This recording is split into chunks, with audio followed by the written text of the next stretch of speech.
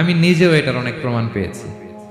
আমি বাংলাদেশের একটা জেলায় চাঁদপুরের এদিকে একটা এলাকায় আমার একটা তাফসীর প্রোগ্রাম ছিল। তো একটা সময় আমি খুব প্রত্যন্ত অঞ্চলে যেতাম, রিমোট এরিয়ায়, বিল আর বিল একটা গ্রাম দাওয়াত করছে, তো আমি চলে যেতাম। কোরআনের কথা আমার পৌঁছাইতে হবে সব জায়গায়।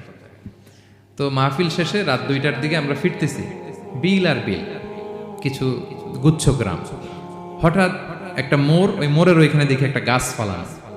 এটার মানে হচ্ছে আশেপাশে ডাকাত আছে, ওখানে ডাকাতি এরকম হয় আর কি, বিল এরিয়াতে গাছ ফেলে রাখে। তো গাছ থাকলে তো আর কোনো সিএনজি প্রাইভেট কার কিছুই যাবে না। তাই আমি বুঝতে পারলাম যে এটা তো ডাকাতের কাজ। আমি সূরা ইয়াসিন তেলাওয়াত শুরু করে দিলাম। বিপদে বললে সূরা ইয়াসিনের প্রথম 9 আয়াত, কয় আয়াত? এই 9 আয়াত পড়বেন। পড়তে আরম্ভ করলাম, ড্রাইভারকে বললাম একটু করে পেছাও। তো টর্চ মারতেছে বিল থেকে, মানে ওরা তো ওখানে উৎপেতে আছে। আমি পড়তেছি কিছুক্ষণ পরে ডাকাত নিজে এসে গাছ সরাই দিয়ে বলতেছে, যান।